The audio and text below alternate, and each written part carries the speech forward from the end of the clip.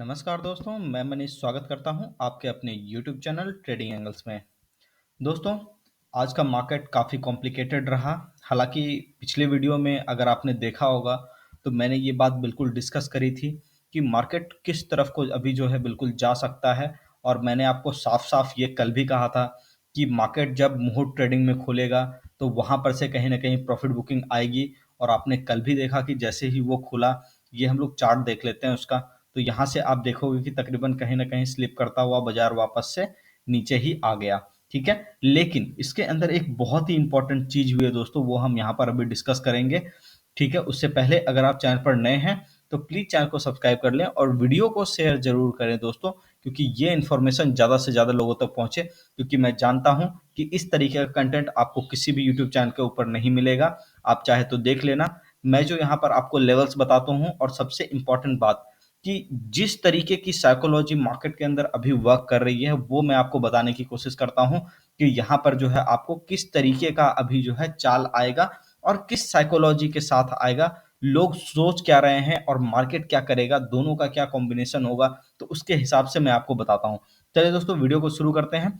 यहाँ पर सबसे पहले हम लोग देखें, अगर लेवल्स की बात करें तो लेवल्स जैसा कि मैंने आपको कहा था कि ये नीचे आ सकता है। ठीक है, तो यहाँ पर जो लेवल का आपको ध्यान रखना है दोस्तों, वो है आपका फाइनल एरिया तकरीबन 17,420 का। ठीक है, 17,420 का आपको स्टॉप लॉस लगाना है। और यहां से अगर बाजार घूम गया 17,420 के नीचे, तो फिर आप समझ लो कि 16,750 के आसपास आएगा। लेकिन अभी मैं बिल्कुल अपना व्यू भी दूंगा। तो यहाँ पर सबसे पहले मुझे ऐसा लग रहा है कि ये जो अभी आया है ये कहीं ना कहीं ऊपर के साइड पे आ जाएगा। इसके पीछे का रीजन मैं आपको बता दूं, क्योंकि जब भी क्या है कि मैंने आपको यहाँ पर कहा था कि एक रेजिस्टेंस है, और जब भी इस तरीके का होता है कि कोई वीकली कैंडल जैसे बन रहा होता है, तो जनरली उसके अंदर एक डे का लो लगता है। सबसे पहले अगर वो बुलिश कैंडल भी बन रहा है तब भी एक डे लो लगेगा। ठीक है, उसके बाद फिर लो लगने के बाद वापस वो हाई की तरफ जाता है। तो चूंकि आप वीकली कैंडल पर अगर आ जाओगे तो यहाँ पे आपको पता चलेगा कहीं ना कहीं ये ब्रेकआउट के ऊपर ही खड़ा है। तो उसके हिसाब से अगर देखा जाए तो सेटअप बिल्कुल सही है। अभी तक कोई ऐसी बात नहीं हुई है यहाँ पे कि मैं यहाँ पर बिल्कुल बियरिश हो जाऊं, ऐसा कुछ भी नहीं हुआ है। ठीक है, दूसरा जा कहाँ सकता है उसकी हम लोग बात कर लें और ट्रेड कैसे लें। ठीक है, सबसे इंपॉर्टेंट इसके आवरली चार्ट पर जब हम लोग आएंगे तो आपको यहाँ पर पता चलेगा कि आपको जो ट्रेड लेना है वो एक्चुअली लेना है यहाँ से 17,730 के ऊपर आपको ट्रेड लेना है। ठीक है, और टारगेट जो होगा वो तकरीबन 17,800 का होगा। और ऊपर और अगर आप बढ़िएगा तो 17,920 के आसपास, 17,900 के आसपास होगा। ठीक है, तो ये आपका अभी टारगेट होगा। स्टॉप लॉस 420 का मैंने आपको दे दिया है। ठीक है, और फाइनल आपको रखना है 400 420 दोनों मान सकते हो। ठीक है ना। और यहाँ पर जो एक आपका सपोर्ट एरिया जो बनता है माइनर वाला, वो 17,524 के आसपास बनता है। ठीक है, अब मैं किस पक्ष में हूँ, कहाँ जा सकता है बाजार, उसके पहले हम लोग पहले बैंक निफ्टी को देख लेते हैं। उसके बाद फिर यहाँ पर हम लोग बात करेंगे।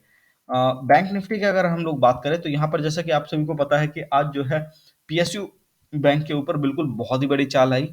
और यहाँ पर कहीं न कहीं ये, जैसे कि मैंने आपको कहा था कि ये रेजिस्टेंस के आसपास जाएगा एक बार, पिछले वीडियो में आप देखिएगा ये बातें मैंने आपको कही हुई है कि रेजिस्टेंस के आसपास जाएगा तो कहीं न कहीं इसको हर्डल फील होगा। ठीक है, और ये कहीं न कहीं रुकने की कोशिश करेगा। तो ये बिल्कुल यहाँ पर ज़ाहिर-सी बात थी कि हाँ ठीक है, ये यहाँ से चलेगा। और मैंने आपको सबसे पहले कहा था कि ये हेड एंड शोल्डर को फेल करेगा। हेड एंड शोल्डर ये फेल कर लिया, ये ऊपर भी आ गया। अब यहाँ पर ये कहीं न कहीं वापस नीचे की तरफ आने की कोशिश करेगा। और यहाँ पर नीचे आएगा, लेकिन 2 कंडीशन होगा कि ये या तो यहाँ पर साइडवेज हो जाए।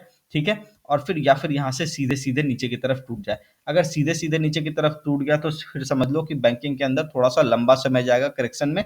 लेकिन अगर ये यहाँ पर खड़े खड़े अपना करेक्शन निपटाने लगा, जो कि हम लोग देखेंगे, लेवल्स कुछ भी हो सकता है, 38,850 के आसपास भी जा सकता है बैंक निफ्टी। ठीक है, तो इसके ऊपर ही डिपेंड करेगा कि निफ्टी किस तरीके से जो है काम करेगी। हालांकि एक चीज और है अभी, कि हाई अभी बिल्कुल आया नहीं है। तो ये चीज जो मैं आपको बता रहा हूं, ये थोड़े लंबे समय में आपको आगे जाकर के कहीं ना कहीं दिखेगा।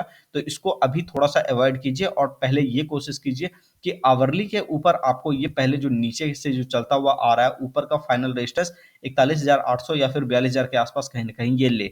तो ये थोड़ा ज्यादा मतलब जो है अच्छा स्ट्रक्चर बन जाएगा उस तरीके के साइडवेज स्ट्रक्चर को मतलब बनाने के लिए। ठीक है, अब यहाँ पर एक सबसे इंपॉर्टेंट बात आपने आज देखा होगा कि मिड कैप और स्मॉल कैप स्टॉक बहुत ही तगड़ा परफॉर्मेंस दे रहे थे। ये बात मैं आपको हमेशा से कह रहा था और किसी भी यूट्यूब चैनल के ऊपर मैं दावे के साथ कह सकता हूँ, ये बात आपको नहीं बताया गया होगा कि यहाँ पर ये कहीं न कहीं हेड एंड शोल्डर को फेल करने की कोशिश करेगा। और मैंने आपको यहाँ से साफ-साफ कहा था जब ये गिर रहा था, तो यहाँ पे ये साइडवेज बिल्कुल बनाएगा और फिर ऊपर की तरफ जाएगा, ठीक है?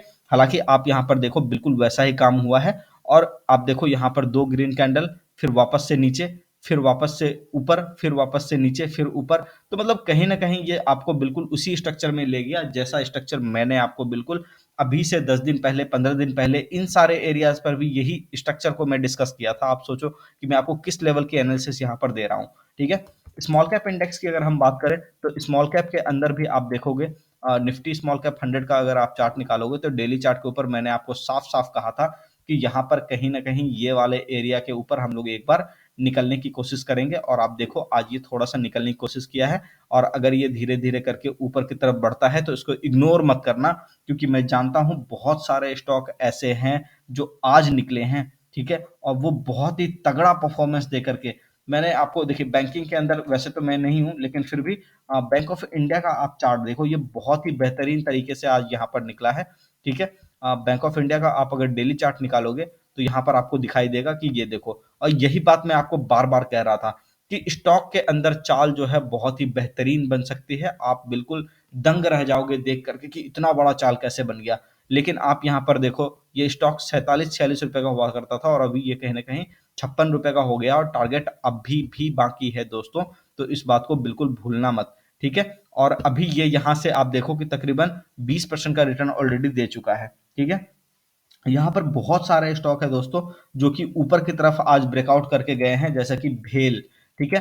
भेल के अंदर आप देखोगे तो बहुत ही बेहतरीन स्ट्रक्चर यहाँ पर निकला है। हालाँकि ये बहुत पहले से निकल रहा है और आप देखो कि स्टॉक कहीं न कहीं एक डिसेंट एरिया तक ही गिरता है और फिर वहाँ से वो ऊपर आ जाता है। तो भेल का जो टारगेट है ₹121 तक बिल्कुल ये आराम से जा सकता है और यहाँ पे कहीं न कहीं ₹80 का पहला इसका टारगेट होगा, 71 पे है और 80 पे अभी ये जाएगा, ठीक है? तो यहाँ पे भी आपको अच्छा खासा बिल्कुल यहाँ पर रिटर्न आपको मिल सकता है, ठीक है?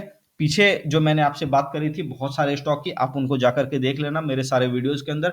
निफ्टी की भी जो मैं एनालिसिस देता हूँ दोस्तों, उसमें भी कई सारे स्टॉक्स की मैं डिस्कशन बिल्कुल कर देता हूँ आपसे कि आपको कहीं न कहीं जो है प्रॉफ़िट बने, ठीक है? आप अगर ध्यान से देखोगे वीडियो को, हर एक वीडियो को खंगाल करके देखो, वहाँ कोई न कोई स्टॉक मिलेगा आपको और उसी के अंदर एक और स्टॉक था एमसीएक्स का, ये मैंने आपको बतलाया था। आप देख लेना कि आज ये क्या ज़बरदस्त चला है, ये मैं बहुत पहले से रिकमेंड कर रहा था। स्टार्टिंग वाले वीडियोज़ में भी आप देखना इसी रेट के आस-पास मैं रिकमेंड कर रहा था और मैंने इन सारे एरियाज़ पर बहुत ही बार आपको कहा है कि एमसीएक्स का रेट लगभग-लगभग आ चुका है और ये कहीं न कहीं ऊपर की तरफ जाने की कोशिश करेगा और आज देखो ये स्टॉक उस रेट से ₹1200 से ₹1488 का हो चुका है। आप देखोगे यहाँ से कितना बड़ा आपको रिटर्न यहाँ पर ये स्टॉक लगभग 30% का रिटर्न आपको यहाँ पर दे चुका है, ठीक है? तो इस तरीके की एनालिसिस हम यहाँ पर देते हैं दोस्तों, तो आप यहाँ पर अगर आप चैनल पर नए हो तो प्लीज़ चैनल को सब्सक्राइब ज़रूर कर लिया करो, ताकि ये जो है और बेल का जो आइकन है, ठीक है? उसको भी बिल्कुल नोटिफ़िकेशन आइकन को बिल्कुल दबा कर के रखो कि कोई भी वीडियोज़ अगर अपलोड हो, तो आप उससे बिल्कुल फ़ायदा ले सकें। चलिए दोस्तों, मिलते हैं नेक्स्ट वीडियो में। आशा करता हूँ आपने चैनल को सब्सक्राइब कर लिया होगा और वीडियो को शेयर ज़रूर किया होगा। तब तक के लिए अपना ख्याल रखिए दोस्तों, मिलते हैं नेक्स्ट वीडियो में। धन्यवाद, नमस्कार।